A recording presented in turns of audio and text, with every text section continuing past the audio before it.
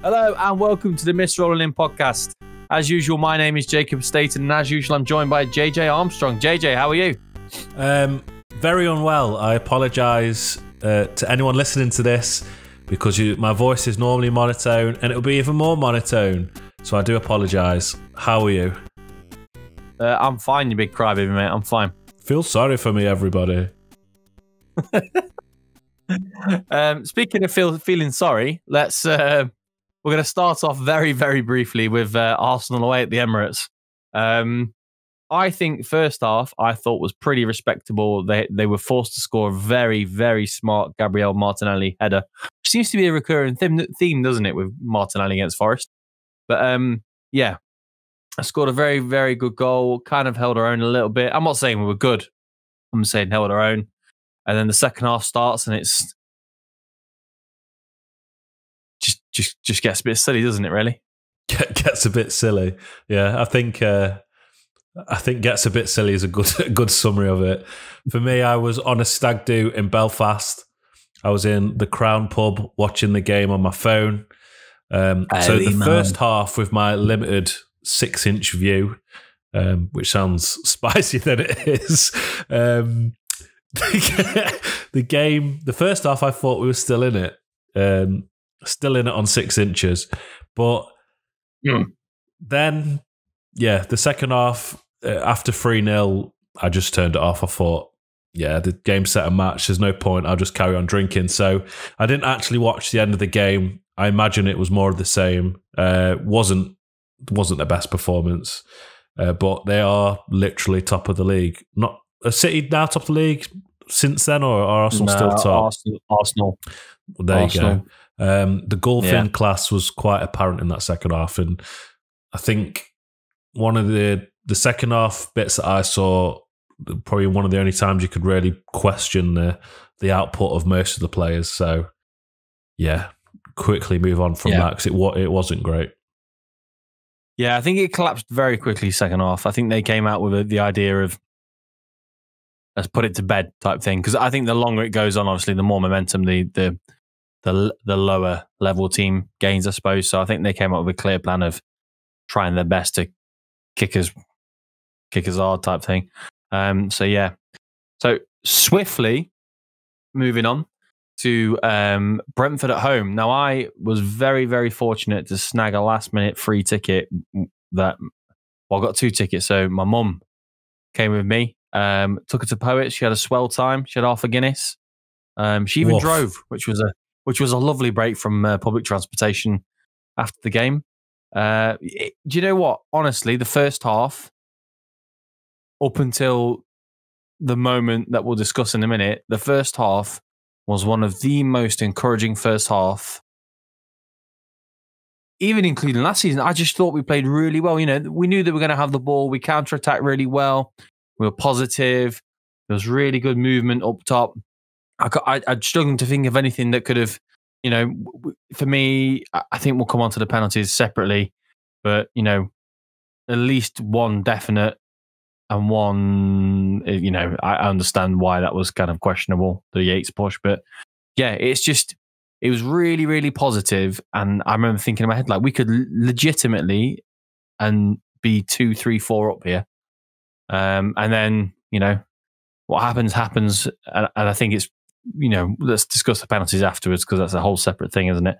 But yeah, that happens and they go in level and we could have collapsed. And I don't think we did, JJ. Yeah, it was a very, very encouraging first half. One of the best we've played definitely this season, which was really nice to see. I think Gibbs White played out of his skin, which was really good to see. Dennis and Johnson was quite an interesting partnership in front of him. I don't know whether that made the difference or whether that gave him a bit more leeway to play the way he did, but we did seem to have a good bit of control. Brentford aren't a bad side either. I know they're missing Ivan Toney, but they're still a well-organised, smart team. Unfortunately, as much as I dislike him, Thomas Frank is a wise manager.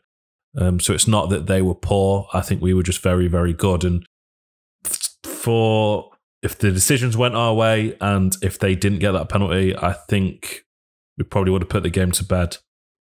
Yeah.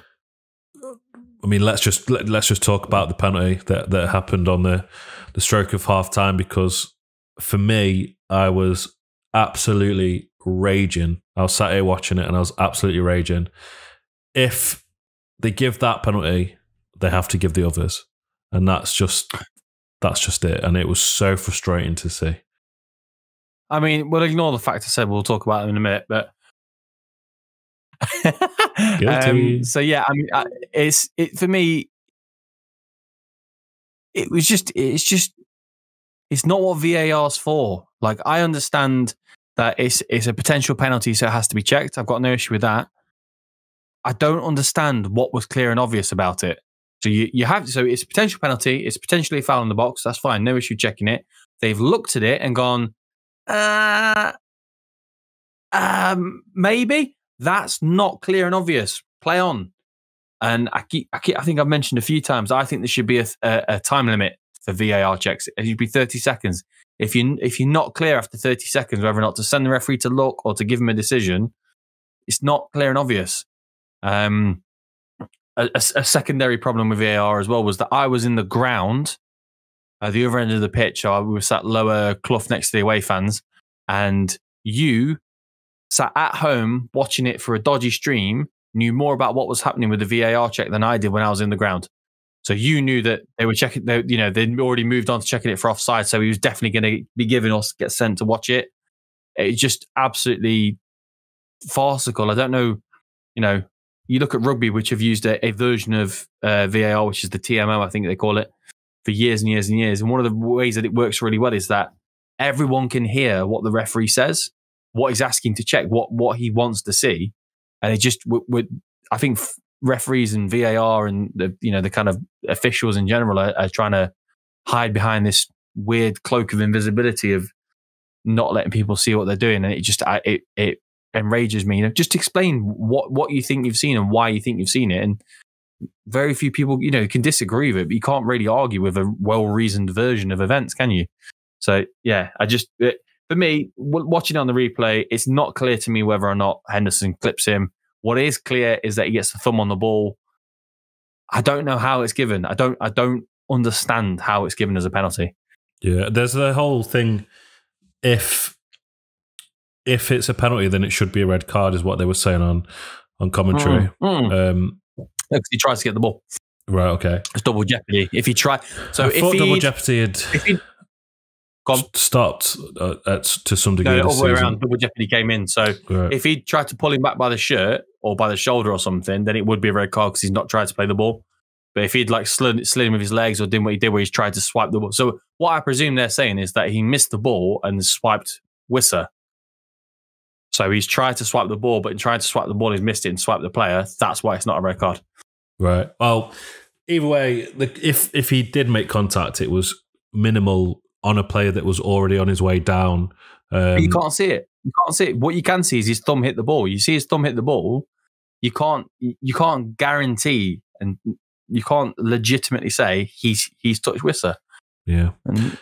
Yeah. Unless you can clearly, it's frustrating, particularly when you've got the Emmanuel Dennis one. I think there was a City penalty. Stonewall penalty. City penalty, literally identical, which was given on the same day.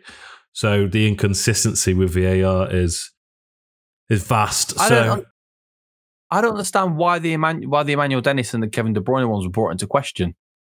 They're both going one way and get, whether I say kicked, they get, even if it's tapped the other way, on the back of the ankle, on the Achilles or whatever.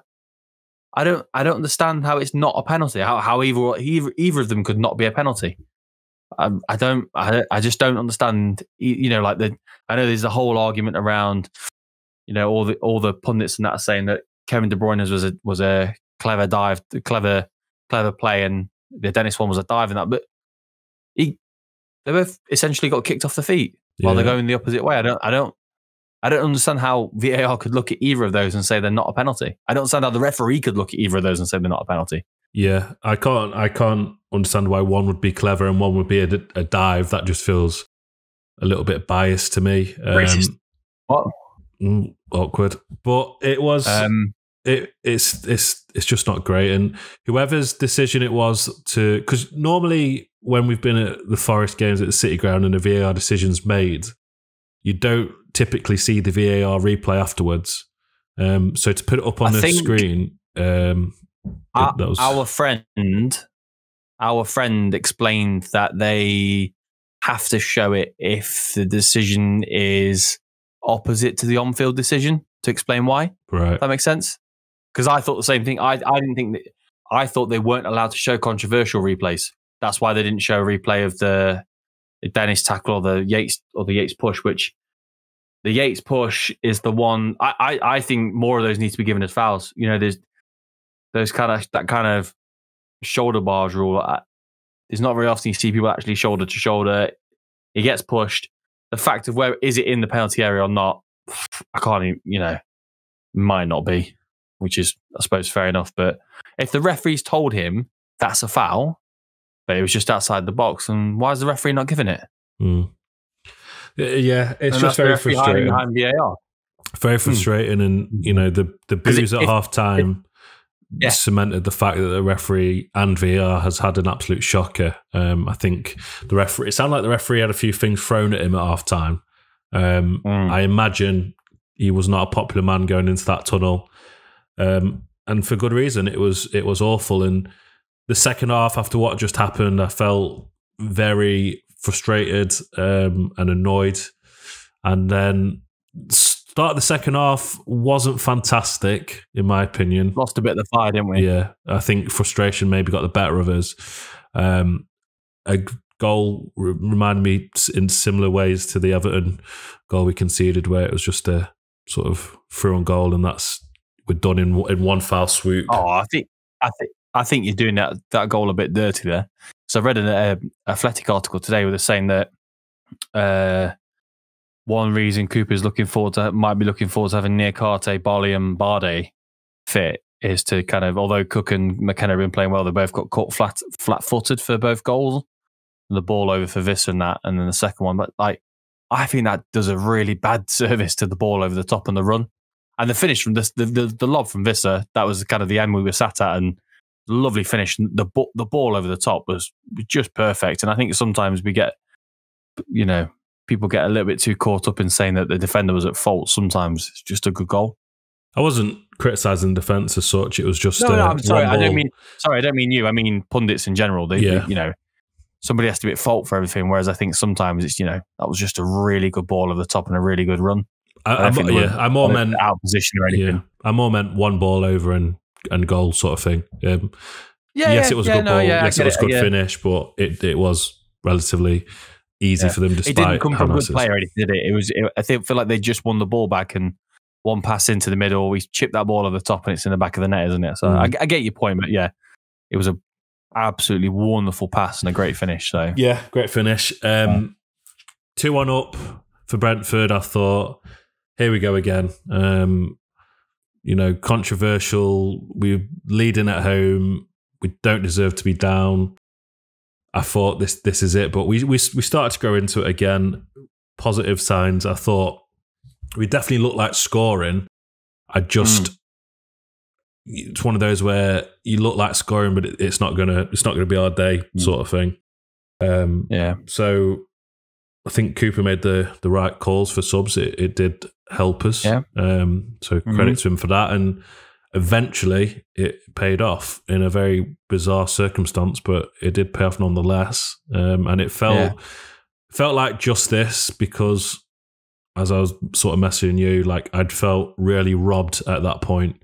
I still felt half robbed at getting a draw from that because of the VAR controversies. It wasn't just the one penalty for them, one penalty shot for us. It was a few for us, one that shouldn't have gone for them, in my opinion. So I did still feel slightly robbed, but I think the fight to get a point in the last minute, that momentum is pretty huge, and that fight is pretty huge. To sort of, at times this season, I think we've lacked a bit of character in some games. And last season, we always seem to get a last minute goal or fight to the end, and it's nice to see that element of our game sort of creep back in.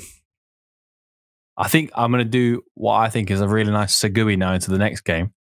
I think at the end of that game, I remember thinking, and I think I messaged you after the final whistle. So I remember it kind of got to the 90th minute and watched the next kind of 4.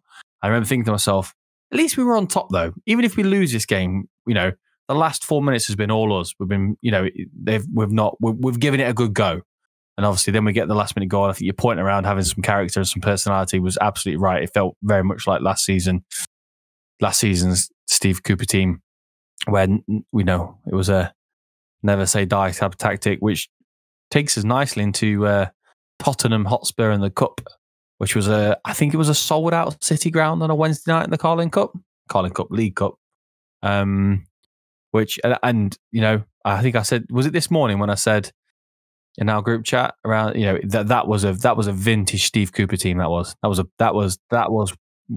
why we were all. That's why we all just can't get enough, isn't it, JJ?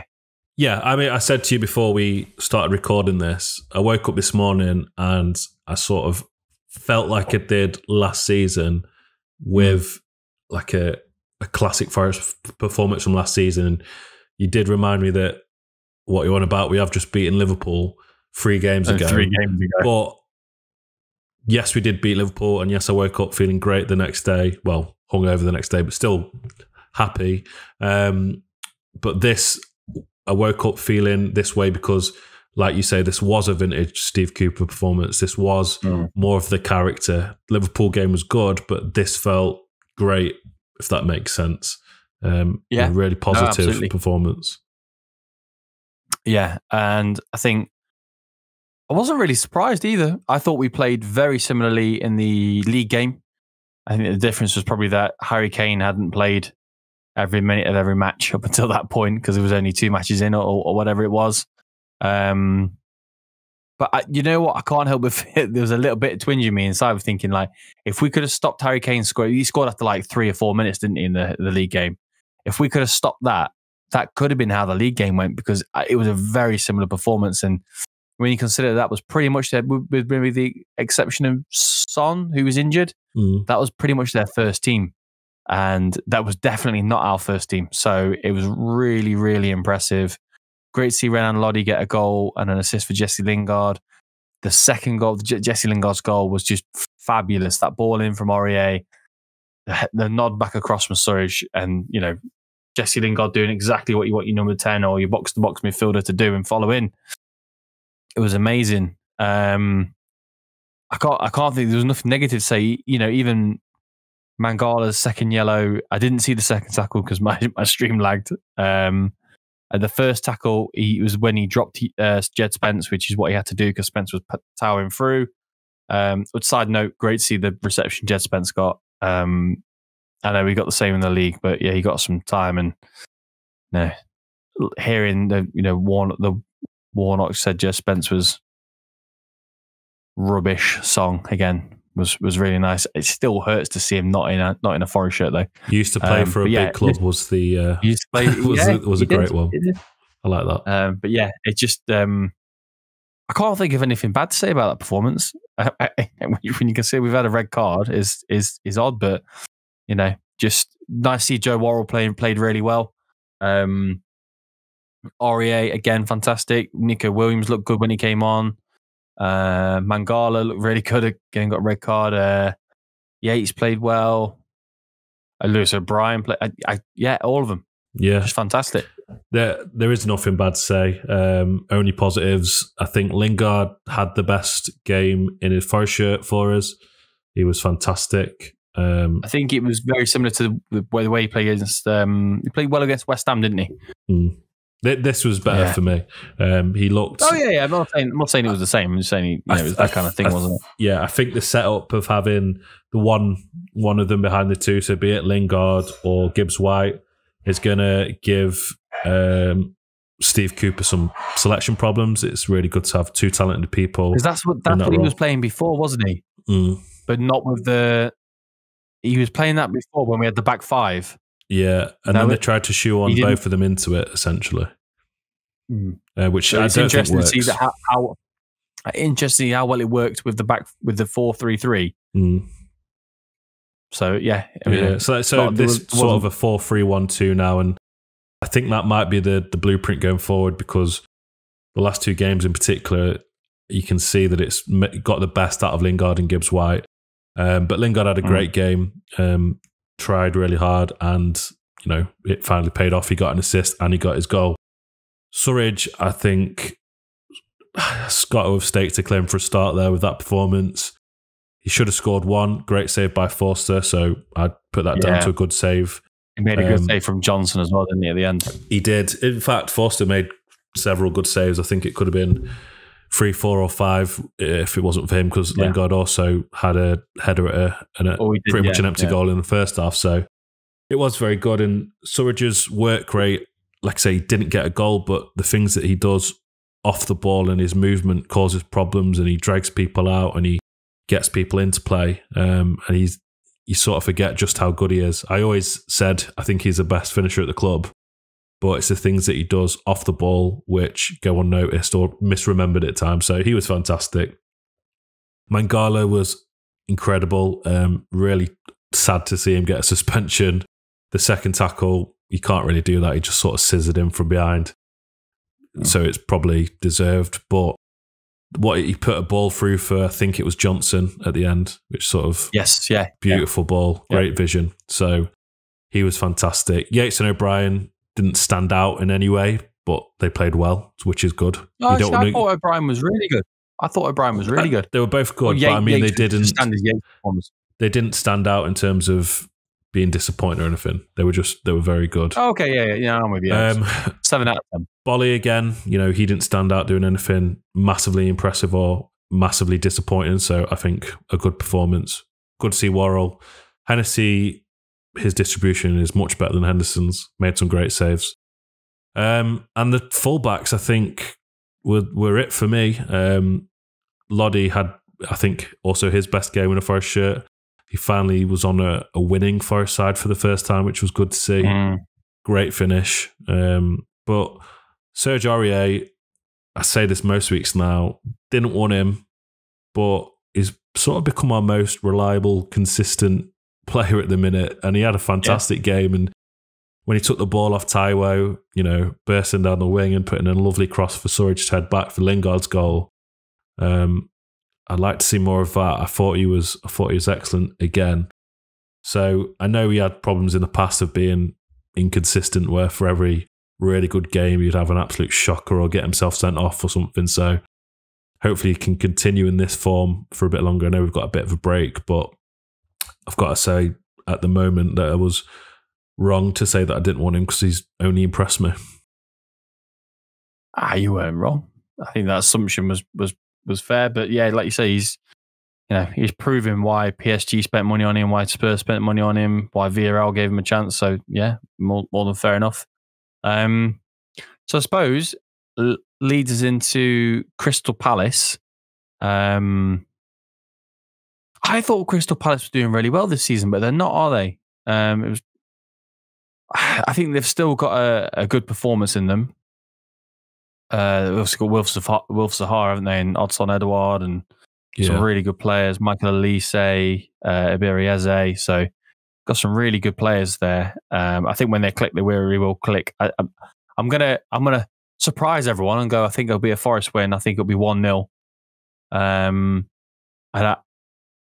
obviously I want the 3 points, but the main reason I want the 3 points is I think if we break that 11-point barrier, we beat Derby's record before the World Cup. I think that's a huge point to be at, only a third of the way into the season before the World Cup, and Steve Cooper gets some real time with the players, and it's just a really positive place to be in, I think. Yeah, I think if we win, we could possibly get off the foot of the table, which I think is important. If results go away, and if we win, results go away, we're still 1 or 2 points and in the mix of all the teams around us. So you come back from the World Cup after that, and it's game on. It's like we sort of start the season again, and a win in the first game back, which is against Man United away. Whoops, sort of throws us back up there. and then Chelsea afterwards. When we get to January, a few wins could really throw us back up there into the mix. So I think a win here would be huge. Crystal Palace do have a good side. They've got Ayew, Zaha, Eze, Elise, Gueye. The keeper's very good. What's his name? Guaita. Yeah. Mitchell. They've got a very good side. Good, very young, very quick. I think it's going to be a very difficult game. The thought of their front three of if they're playing Ayew, Zaha, Eze, Elise, blah, blah, blah. Those players up against Steve Cook and Scott McKenna concerns me slightly because they are relatively slow. But, we've shown in the last few games that we can defend well, we can stop quick players, and we can, stop good teams. So I think there's nothing to fear. The last 2 home games we've played fantastic and the crowd's lifted us, but the performance on the pitch has also lifted the crowd, which is the most important thing. So I'm going to go for a Forest win. I'm going to predict 2-0. I think it might be a bit more difficult and we might have to wait till the second half for a goal, but I'm expecting a good game. I'm looking forward to this one, and I'm looking forward to going to the lovely City ground, and if I don't have COVID, that is, and watching the boys play. So I do like Palace, and I do like what they're about. So I'm looking forward to this one. Yeah, I think one thing I'm really keen on is for people not to get kind of hung up with this whole us being bottom. We are in no way, shape, or form capacity cut adrift. I know I'm too positive for my own good, but we are only 3 wins away from where Liverpool are in the league. That's, and I know we had, again, I'm being super positive, but that's when we were watching the game last night, the commentator said that we're rooted to the bottom of the table. Well, we're not though, are we? Not in any way, shape or form. So just as an example, the league table. As an example, if we're rooted to the bottom of the table, if Bournemouth lose by 4 goals on Saturday, and we win by 2 or 3, we're then out, and Southampton and Wolves, their result goes well. Just takes a few results to go your way. We're not in the bottom 3 anymore. And after that, you'd 1 or 2 points from up to about 10th, 11th. So maybe not 10th, maybe that's a bit high, but the league is very tight. At this stage, it feels like there's quite a few teams that could be worse than us. We only really need 3 teams to be worse than us, and I think there's a few candidates at the minute. Bournemouth, Southampton, Wolves, Everton, West Ham, Villa being the main and Leeds being the main candidates at the minute. So it's definitely not over. We've got a lot to hope for. Don't write us off. You'd be stupid to write us off, as Mr. Clough would say. Absolutely. So just before we leave, you have a quick question that I posed after Nathan Jones' appointment at Southampton last night. Is that let's say we lost to Sheffield United on penalties, or we lost to Huddersfield in the final, which I'd like to point out we did not, and we are in the Premier League. Let's say that did happen. On Nottingham Forest in the Championship. Steve Cooper is still in charge, and we come into the season, and would he right now still be Forest manager, given the positions that have become available during the course of the Premier League season? So that's Bournemouth, Chelsea, Wolves, Villa, Southampton, and I feel like there's one more, JJ. Brighton. Or is that it? Brighton. Is that it? Brighton, of course. Do you think he'd still be Forest manager? And if not, where do you think he would be? Is that to me or to the listeners? That's to you. That's to me. I can't see him if we didn't go up. I just can see him go into Brighton or Southampton. I think let's make it a little easier. Let's presume he wouldn't go to Bournemouth. No, because it happened too early. He wouldn't go to Chelsea because Chelsea probably wouldn't have gone for him. So we're looking at Wolves, Villa, Brighton or Southampton. I think Wolves and Villa have clearly gone for European pedigree, bigger names. Brighton and Southampton, I think fit the criteria of who Steve Cooper is. a young manager who plays positive football and has sort of a bright future.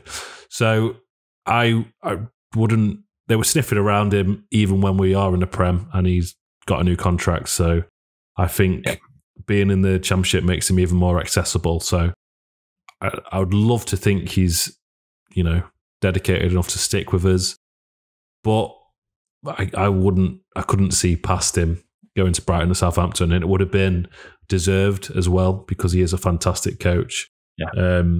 I'm just very glad that we've managed to stick by him. And a few weeks ago, there was talk of potentially getting rid of him. So I'm so pleased that this is a theoretical question and not a real question.